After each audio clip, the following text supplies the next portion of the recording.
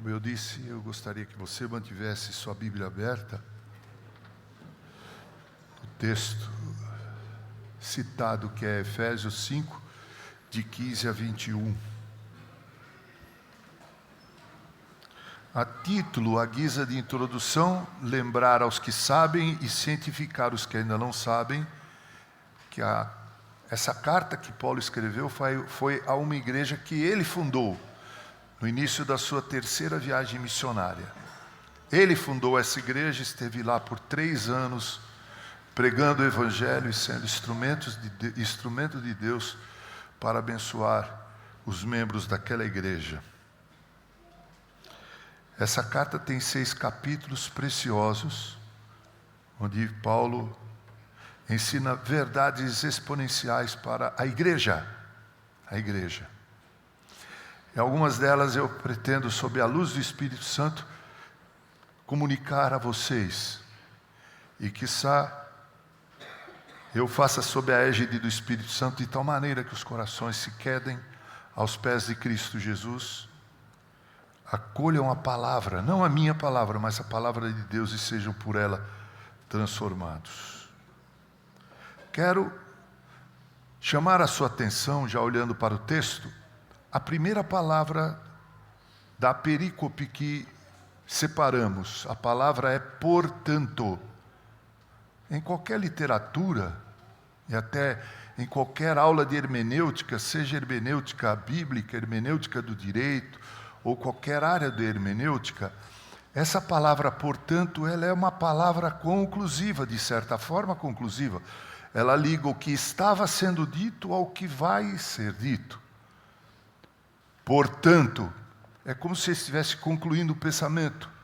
E, de certa forma, é isso que Paulo faz aqui. Ele havia dito algumas coisas importantes para a igreja de Éfeso, os irmãos de Éfeso.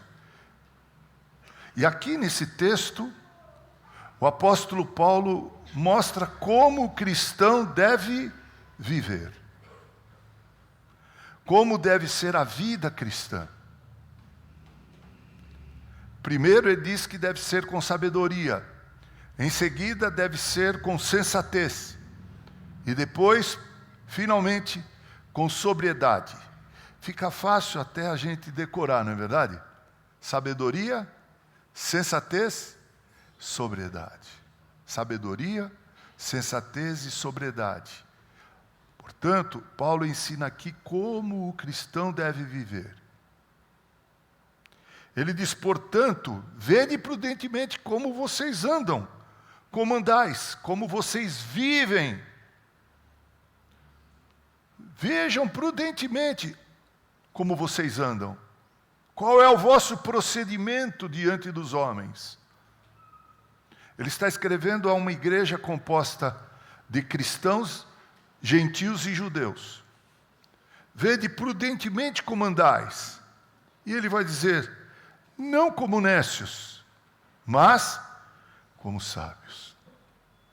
Aí está a primeira observação que Paulo faz sobre como nós, os cristãos, devemos viver. Devemos viver com sabedoria. Interessante que ele reforça essa ideia dizendo, não vivam como nécios. Em outras palavras, espero estar correto, não como loucos, no sense, mas vivam como sábios. Sábios. E ele vai dizer como é que é esse viver como sábios. Ele vai dizer como é que é esta nova forma de vida. Ele vai dizer que é remindo o tempo. Remindo o tempo, porque os dias são maus. Como é remir o tempo? O que é que Paulo está dizendo por remir o tempo? Ao que é que ele se refere aqui? Veja, meus irmãos, se nós olharmos, e eu disse que essa palavra, portanto, liga o que Paulo estava dizendo ao que ele vai dizer.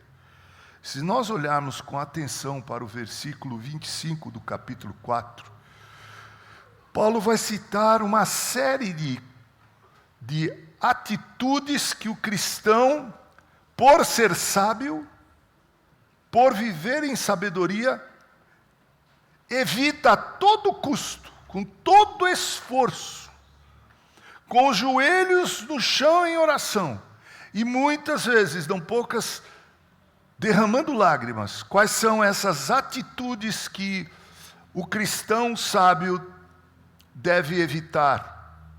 Primeiro, deixem a mentira. Aliás, nós tivemos um sermão pregado aqui, domingo retrasado, pelo reverendo Múcio, né? Ex-membro desta igreja, ex-seminarista, ex-pastor, hoje está em Adamantina, né? Pastoreando, filho do Múcio pai aqui, da Ruth. Ele pregou sobre esse texto, fez um excelente, profundo, diga-se passagem, sermão. Paulo vai dizer que ser sábio, demonstrar sabedoria, que é algo que o cristão tem que fazer, não é uma opção.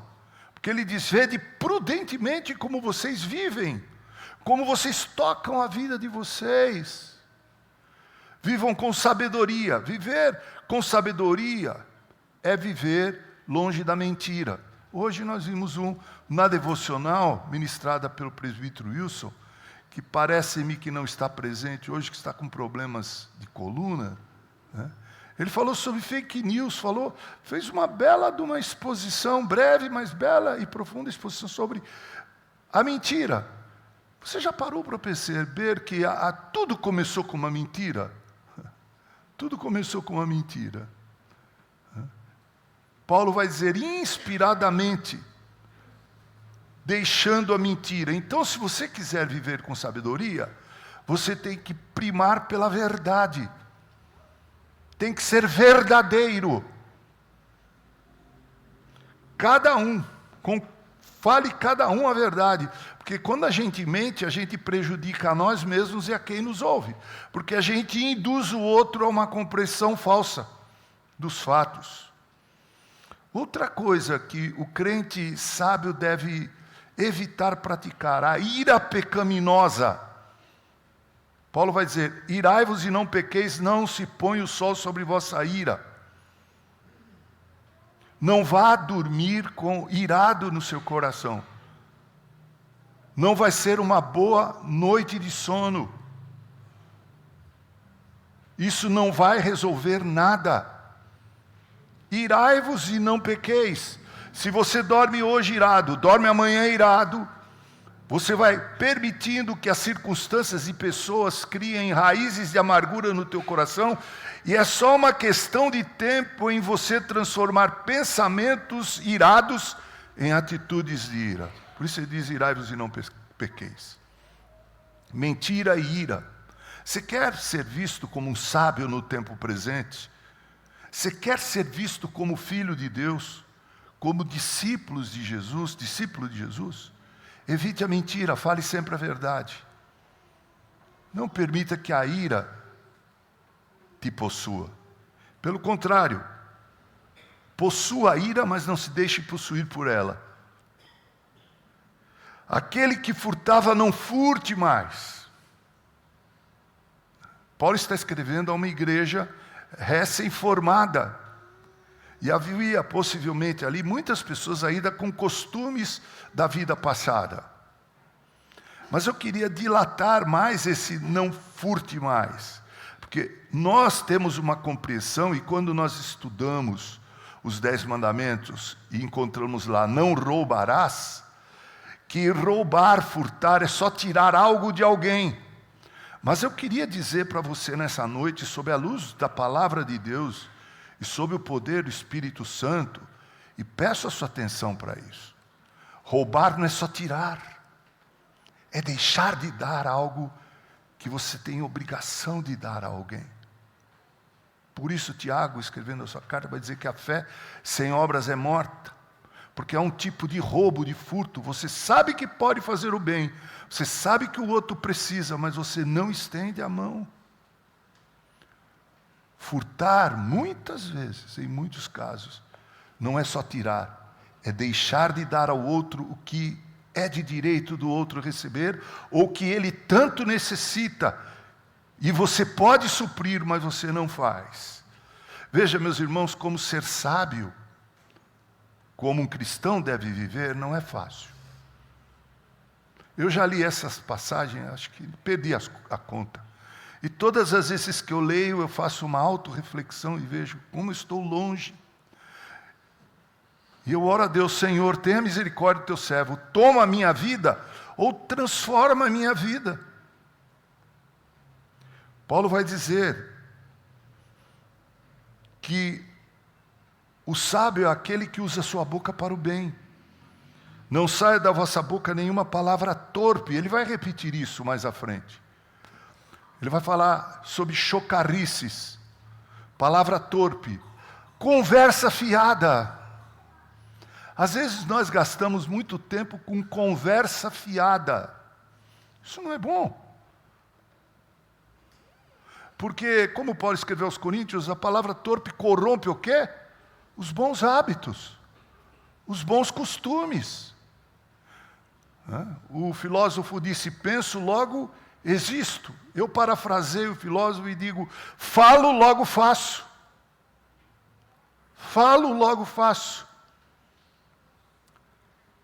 Vocês se lembram quando tinha um personagem na Bíblia, na televisão, que falava o verbo variar, vareia, vareia, lembram disso?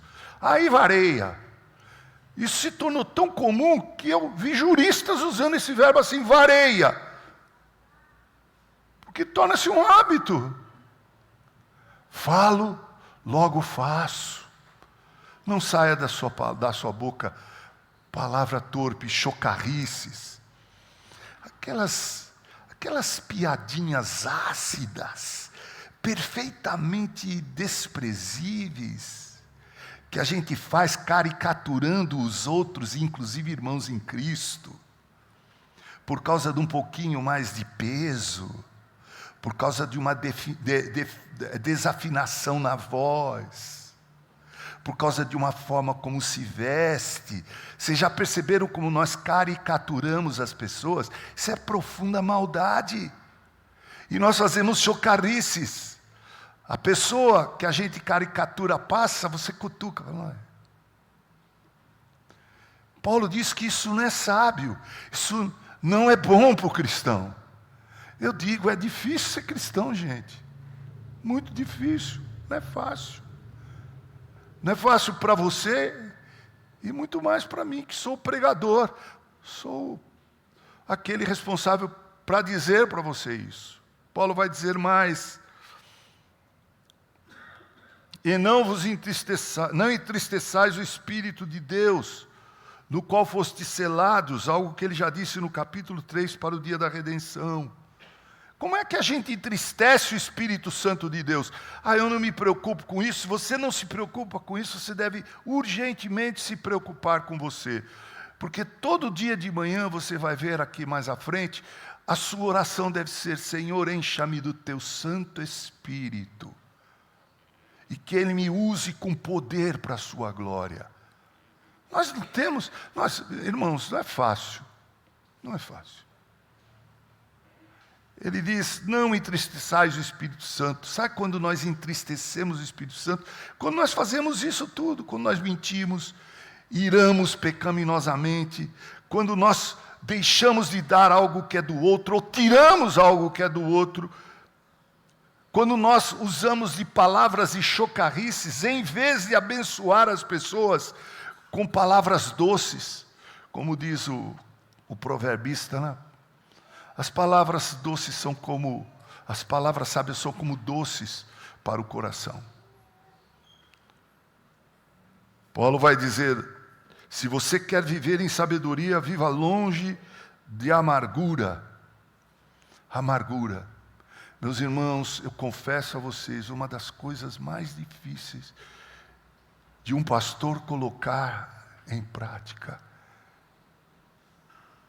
é produzir no seu coração, pela ajuda do Espírito Santo, um espírito afável e nunca amargo. Porque o líder, não só o pastor, todo líder, principalmente na igreja, ele é alvo de todas as críticas possíveis. Já disse, se prega bastante, 1 hora é prolixo. Se prega pouco, não tem mensagem. Se veste bem, é metido. Se veste simplesmente, é mão de vaca. Se visita bastante, gosta de tomar café e fazer fofoca. Café já não dá mais para tomar tanto nas visitas. Se não visita, se visita pouco, não liga para as ovelhas. O líder, não só pastor, é o eternamente incompreendido. É difícil ouvir tantas críticas, elas chegam, hein? Elas chegam. Não pense você, aqui vai uma palavra séria e eu quero falá-la, dizê-la no coração. Não pense que o que você fala nos cantos da igreja mais cedo, o pastor não sabe. O presidente do departamento não sabe. E mais, não pense que não falam a teu respeito também. E se você se sente muito mal quando você descobre que disseram alguma coisa sobre você, que principalmente essa dói mais, não corresponde à verdade, imagine um líder como um pastor, um presbítero, um diácono. A amargura não faz bem, meus irmãos. Eu estou ouvindo aqui, a gente vem para a igreja e eu fico com o coração muito feliz aqui. De ouvir o coral cantar, de ouvir a banda tocar, a igreja cantar. A impressão que eu tenho é que quem está aqui na frente tem uma oitiva melhor do que quem está aí no meio, né? A gente ouve melhor.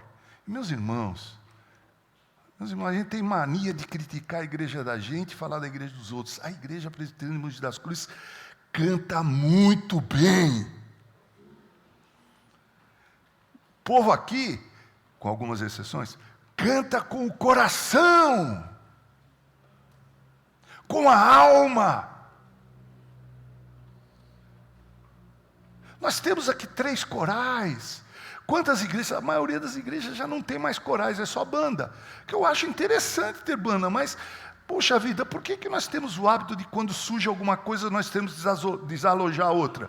Se surgem os cânticos espirituais, a gente deixa os hinos congregacionais. Por que não juntar tudo para louvor, honra e glória de Deus?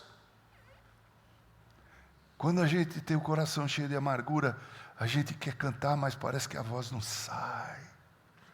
E a coisa soa um pouco falsa, não sincera. Longe de vós toda amargura e cólera. Cólera. Aquilo que caracteriza o crente Billy the Kid. Saca rápido e atira. Ira. A ira pecaminosa. Gritaria. Cuidado, economize sua voz. Eu tive alguns anos um problema, 97, um problema com as minhas cordas vocais. Eu fui consultar uma fono. Ela me mandou fazer um exame, laringoscopia. Horrível. Eles enfiam lá um cano e vêm com uma câmerazinha filmando. Aí eu levei o resultado para ela. Ela olhou e disse, olha, o senhor vai ter que, durante 1 ano, no mínimo, não cantar e não pregar. Eu falei, mas só vai ter que pagar meu salário, porque eu tenho que trabalhar.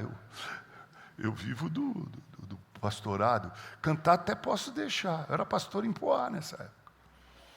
Ela falou, vamos fazer o seguinte, pastor. Eu vou na sua igreja ouvir um sermão seu, e aí eu vou, com base nesse sermão, corrigir o senhor naquilo que eu entender como técnica na área, que é preciso que haja correção.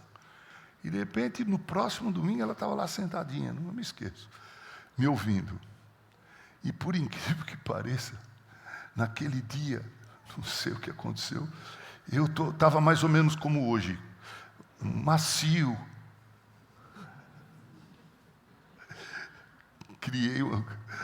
Dei um nó na cabeça da fono, né? Aí quando eu fui consultá-la, ela falou, olha, o senhor sempre prega daquele jeito? Doutora, a senhora vai ter que ir algumas vezes, e provavelmente a senhora vai ter que ir escondida lá sentada, eu não posso ver a senhora na audiência. Eu fiz durante 1 ano e pouco tratamento para economizar, para melhorar a minha garganta. Perdi muito do meu potencial vocal. E eu me lembro que essa fonoaudióloga me disse assim: vou dar uns conselhos para o senhor. Eu já vi que o senhor é italiano, o senhor gosta de falar, né? Eu falei,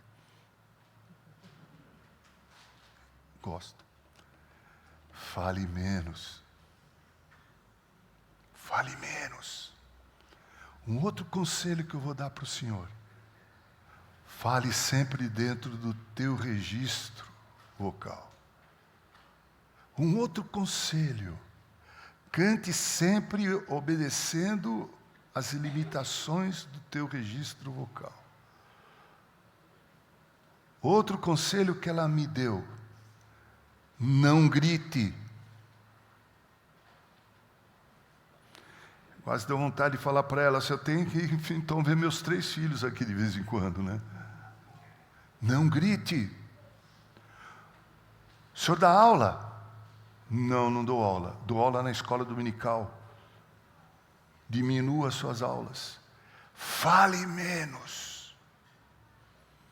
Não grite. Isso não é bom. Paulo vai dizer: se você quiser ser visto como sábio, evite a gritaria, a cólera, a ira, as blasfêmias, toda a malícia.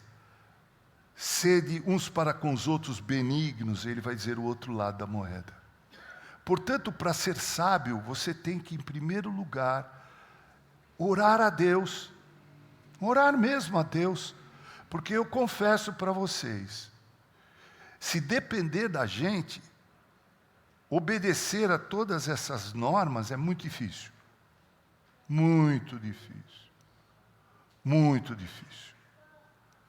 Mas se nós quisermos agir como crentes sábios, imitando Jesus, imitando a pessoa maravilhosa de Jesus, nós precisamos obedecer e ser assim.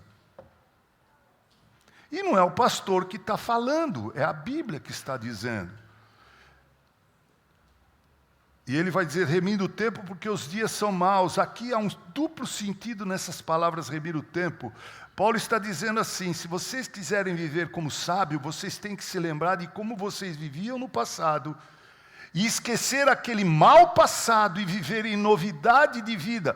Ele vai dizer, se você olhar para a sua Bíblia, por isso eu pedi para você ficar com a Bíblia aberta, o versículo 22 do capítulo 4, ele diz assim: no sentido de que quanto ao trato passado, vos despojeis do velho homem que se corrompe segundo as concupiscências de engano, e vos renoveis no espírito o vosso entendimento e vos revistais.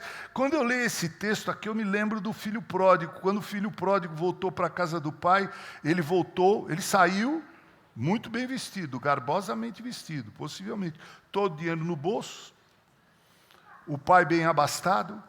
Quando ele voltou como um maltrapilho, como um mendigo, não só mal vestido, mas mal cheiroso. E quando o pai o viu à distância, correu até ele para protegê-lo, porque um filho que tinha feito o que ele tinha feito para o seu pai, naquele vilarejo, era possível que fosse apedrejado. O pai corre, abraça o filho e o beija, dizendo assim: esse é meu filho, ninguém toca nele. E o que o pai fez? Colocou sandálias nos pés, trocou a roupa, um novo anel, fez uma festa. Quando eu leio esse texto, eu lembro disso. E a partir daí, esse filho que é pródigo voltou a viver em uma novidade de vida. É isso que Paulo está dizendo. Negar tudo isso é viver em novidade de vida. Mas muito mais, é fazer dessa vida nova um testemunho para as pessoas. Me acompanhe, eu peço a você, por gentileza, que folheie sua Bíblia até essa carta de Paulo aos Colossenses, que é muito paralela com esta aqui. Que ele vai usar o mesmo termo, quando ele diz remindo o tempo. O que ele quer dizer por isso? Ele diz assim, capítulo 4, verso 5. Portai-vos com sabedoria para os que são de fora. Leiam comigo agora a parte final. aproveitai as oportunidades. Quando a gente vive de forma sábia, negando todas essas coisas, a gente, antes de mais nada, é um espanto para o mundo. Porque o mundo sobeja, se deleita na mentira. E é verdade, é só você entrar nas redes sociais. É uma vergonha. E não é só a direita, não, e não é só a esquerda. É gente que nem sabe porque está ali. É muita mentira. Aliás, não precisa ser as mídias sociais, nas redes sociais, a internet. A mídia televisiva, a mídia da rádio e escrita do Brasil mente há anos. E isso não é só no Brasil, em todo o mundo. Porque é um meio de comunicação, é um meio de informação de massa.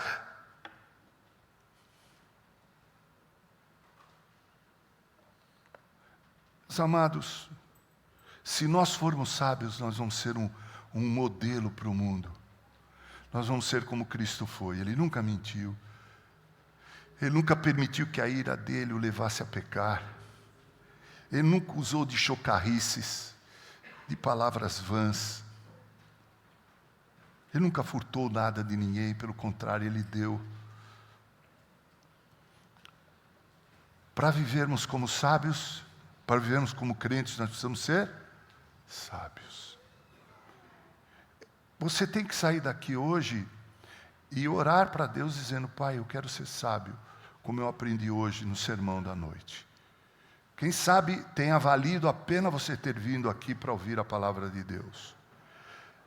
Segundo, Paulo vai dizer como é que o cristão deve viver também. Ele vai dizer: por esta razão não vos torneis insensatos, mas procurai compreender qual a vontade do Senhor. Não sejam insensatos. Eu deduzo que Paulo poderia ter escrito como: portanto, por esta razão, sejais sensatos, procurando compreender qual a vontade de Deus. Lendo o comentarista John Stott nessa parte, eu fiquei encantado com o que ele disse. Ele disse que a vontade de Deus tem dois sentidos para a sua vida e para a minha vida. A primeira nós vamos ver em Tessalonicenses capítulo 4. Abram lá, Tessalonicenses 4. Primeira carta. Leiam comigo.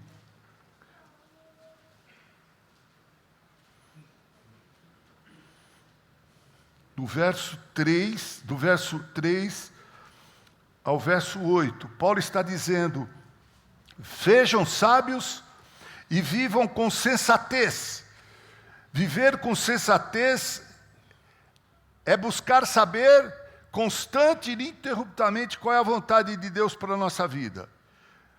Qual é a principal vontade de Deus para a nossa vida, diz Stott. Veja aí, leiam comigo.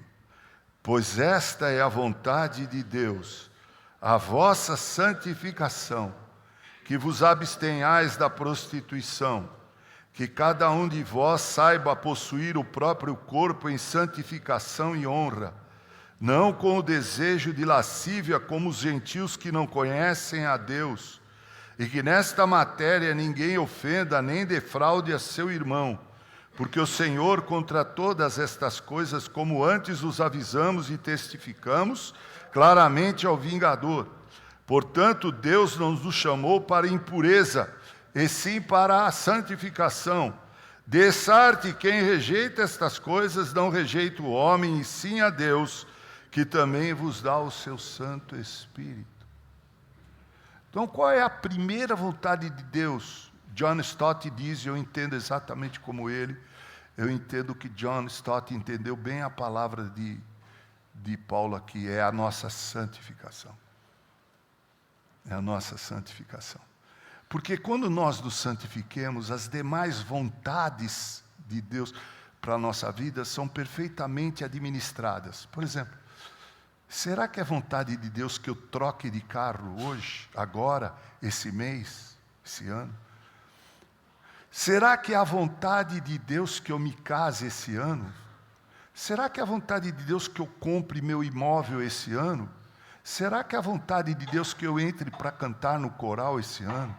Será que é a vontade de Deus que eu trabalhe com a Sociedade Auxiliadora Feminina da igreja? Essas coisas que fazem parte das nossas escolhas e decisões Todos os dias. Como saber se é a vontade de Deus? Você deve concordar comigo que não é fácil. Você deve concordar, não é fácil. Mas Paulo vai dizer que sempre que eu e você nos santificamos, nós compreendemos com mais perfeição qual é a vontade de Deus para as nossas vidas. O grande problema é que nós vivemos sem santidade, sem suficiente santidade, e por isso nós temos muitas dúvidas sobre essa é a vontade de Deus ou não. Quando a gente busca a santidade, a gente diz é a vontade de Deus. Eu tenho certeza absoluta. Mas John Stott diz que por vontade de Deus aqui, é possível que o Paulo estivesse dizendo o seguinte: a principal vontade de Deus na vossa santificação é que vos pareçais com Jesus, o Filho de Deus. E aí eu fico pensando no texto de Efésios, capítulo 2, verso 10, essa mesma carta, quando Paulo diz assim: pois somos feitura dele, de Deus, criados em Cristo Jesus para boas obras, as quais Deus de antemão preparou para que andássemos nela. Eu e você, em nossa conversão, olhe, preste bem atenção nisso, meu prezado irmão e irmã. Quando nós fomos convertidos, Deus nos tomou como uma massa sem forma, informe, anômala, e nos colocou numa forma. Essa forma é Jesus. Deus nos amoldou nessa forma. A vontade de Deus é que eu e você pensemos, falemos e façamos tudo como se Jesus estivesse no nosso lugar. Isso é sensato. E se um cristão quer ser sensato, ele tem que buscar ser como Cristo foi. Ele tem que buscar a santidade em sua vida. Senão, meus irmãos, nós continuaremos na mesma ladainha com que temos levado a nossa vida cristã. Muitos de nós estão há anos nos limites da igreja. Mas há anos vem enfrentando sérios problemas, porque não evoluem espiritualmente, evoluem socialmente, evoluem intelectualmente, evoluem patrimonialmente, mas não evoluem espiritualmente. E é interessante que muitos que evoluem socialmente, intelectualmente e patrimonialmente, que não tenham evoluído espiritualmente, não ficam na igreja. Porque começam a achar a igreja algo perfeitamente dispensável. Mas o crente sensato, ele sabe que deve buscar, praticar a vontade de Deus, que é a santificação. É viver como se Cristo vivesse sua vida. Versículo 18: e não vos embriagueis com o vinho no qual há dissolução. Eu disse que há 3 S's que definem como deve ser o procedimento do cristão. O primeiro é sabedoria. O segundo é e o terceiro é sobriedade. Que Paulo vai dizer assim: não vos embriagueis. Paulo não está fazendo aqui uma crítica a quem usa o vinho, quem bebe vinho. Ele não está dizendo que nós não devemos tomar vinho. Por certo, Paulo jamais concordaria em que uma pessoa se embriagasse. Bebedices e glutonarias não podem se nomear entre os cristãos. O que Paulo está fazendo aqui usando vinho é para falar do que é que o vinho usado em excesso faz.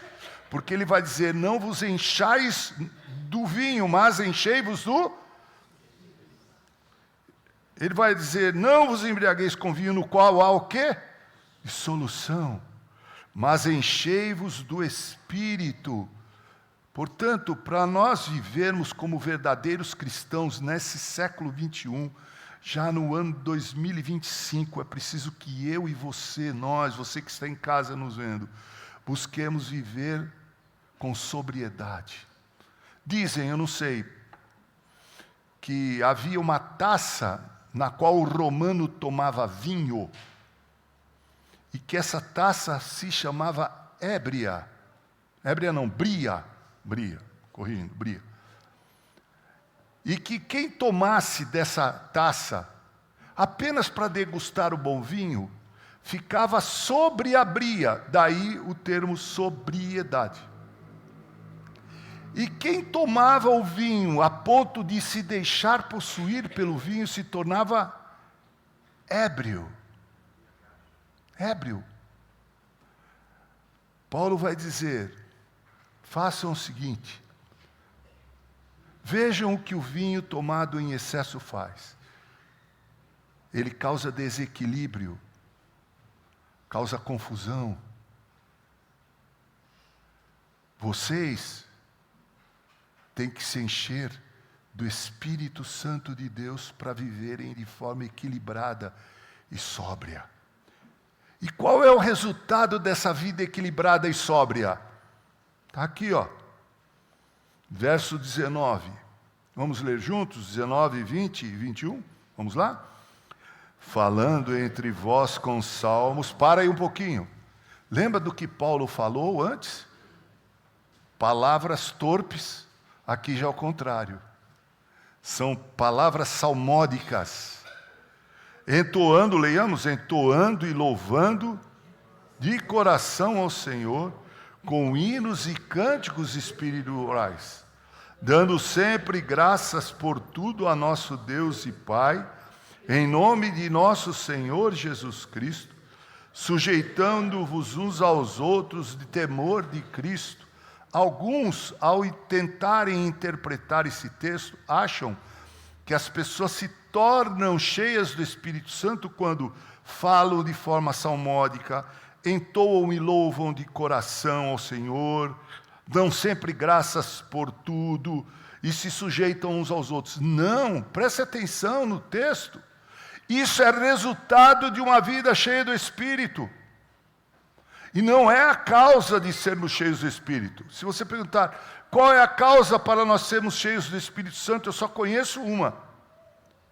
Viver com sabedoria e com sensatez, buscando evitar a forma de vida do passado, porque nós nos despojamos do velho homem e nos revestimos com as roupas que Deus nos deu, roupas novas. E vivendo sensatamente, buscando a santidade e ser como Deus. Assim eu acredito que nós possamos ser cheios do Espírito Santo. Se você levantar amanhã e procurar orar, Senhor, encha-me do Teu Espírito Santo, você tem que estar atento como vai ser a tua agenda, o que é que você vai fazer, como serão tuas conversas, onde você vai colocar os teus pés, o que você vai fazer com a mentira quando você for seduzido por ela. Quando você for atacado, como é que você vai redarguir, reagir? Com ira pecaminosa? Ou vai contar até 10, ou às vezes até 20, ou às vezes até 30, ou até às vezes sair dali. Já em alguns casos, meus irmãos, não contei até 100, ia ficar no lugar e ia ficar mais triste. Acabei saindo, deixei. Às vezes eu até achava que isso era um ato de fraqueza da minha parte, até que Deus me revelou que não é. Prudência, prudência, para que você não venha a pecar. Como é que nós nos enchemos do Espírito Santo? Vivendo de forma sábia e sensata.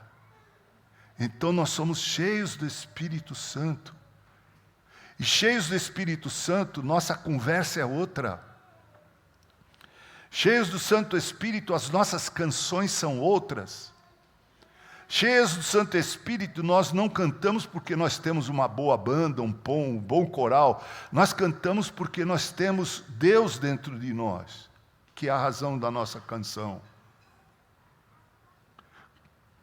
Quando nós somos cheios do Espírito Santo, nós somos gratos por tudo. Você já viu como tem gente crente que só sabe reclamar? Impressionante. Só sabe reclamar, só sabe murmurar, só sabe lamentar.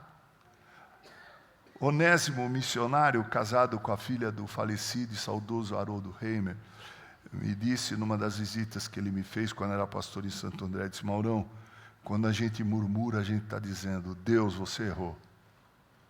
E eu parei para pensar nisso que Onésimo me disse e guardei no meu coração, até anotei. E isso tem sido para mim um alvo da minha vida.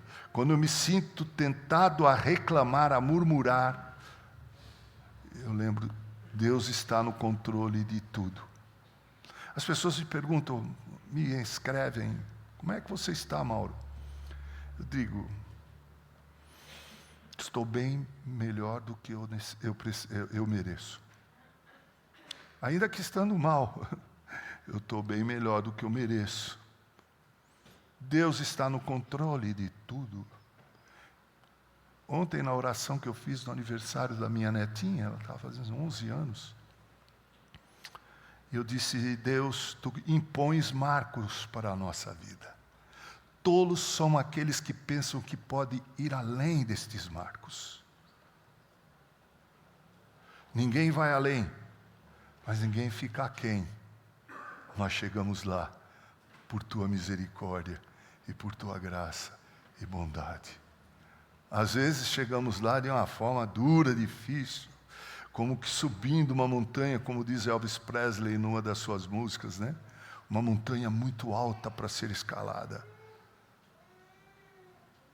Mas é Deus que está do nosso lado, nos ajudando a subir. Como é que o cristão deve viver? De forma sábia, sensata, de forma sóbria, equilibrada. Medite nisso durante a semana. Essa é a tarefa, a homework, tarefa de casa que nós devemos fazer. Porque não basta vir à igreja, eu vou lá como se eu fosse um teatro, ver um bonito discurso, boas músicas. Não, isso tudo é muito bom, a gente vem aqui também para isso, mas é bom que a gente saia daqui com o compromisso de pensar, refletir, meditar nisso tudo. E, inclusive, para que o Espírito Santo complete aquilo que o ministro do Senhor deixou de citar. Que Deus assim se digne em nos abençoar, meus irmãos, a você que está em casa, nos fazendo viver de forma sábia, de forma sensata e de forma sóbria, para testemunho ao mundo que nos rodeia. Deus nos abençoe, meus irmãos.